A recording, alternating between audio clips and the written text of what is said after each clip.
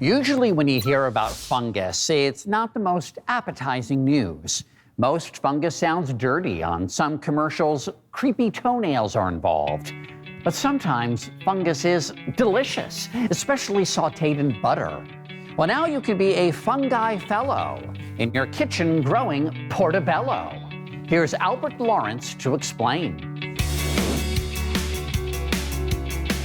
Fascinating and a bit freaky. The ethereal nature of fungi often leaves me wondering how they even ended up on this planet, let alone on my plate. To demystify the mushroom making process, a collaborative team of designers, artists, and engineers came together to create Mela, a convenient countertop mushroom incubator. Yearning to learn more from fun guys Andre Zdanow and Danny Carballo, I mushed off to FirstBuild, a co-creation community headquartered in Louisville, Kentucky. What exactly is Mela? Mela is a countertop smart fruiting mushroom chamber. If you're excited and passionate about growing mushrooms, this is a device that lets you do it on your countertop as easily as possible. Making growing mushrooms in the home more accessible had never really been done.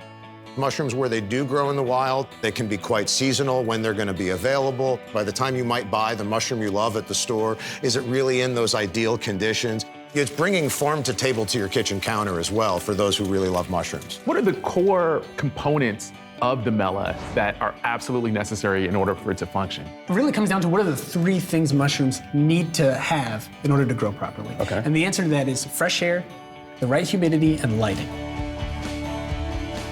With automatic LED lighting, humidity controls, and an easy-to-fill water reservoir, Mela creates the perfect environment for mushroom growth. Okay, well, I'm very hungry now to actually see Mela in action. Is that cool? Can we check it out? Oh, absolutely.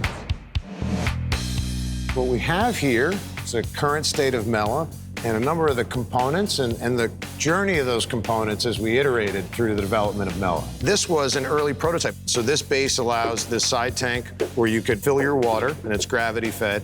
And then this portion right here goes inside Mela itself and allows some of that moisture to come into the cavity where we're controlling it. What's going on here? So these were the original controls for Mela. And we had this box here, and then we even had ports so that you could download new software updates or optimize the software that was running the device. But this is where we got to. We've miniaturized all of this and put it on a single board, giving you independent controls right on the top. All right, well, my curiosity is blooming right now, so can we go check out some mushrooms? It's not the only thing blooming. Let's do that. Let's do it, great.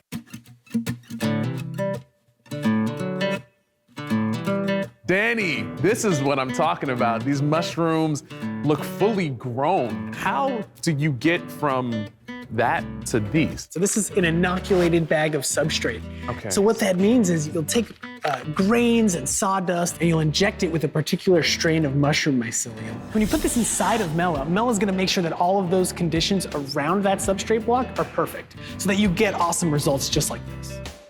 After just a few days inside of Mela, fully fruited fungi can be harvested. Mycelium is actually one of the largest organisms on the planet, but you don't even notice it because it's just in the ground beneath you. The way that you're holding them, they remind me of a bouquet of flowers, so maybe mushrooms end up being the new flowers.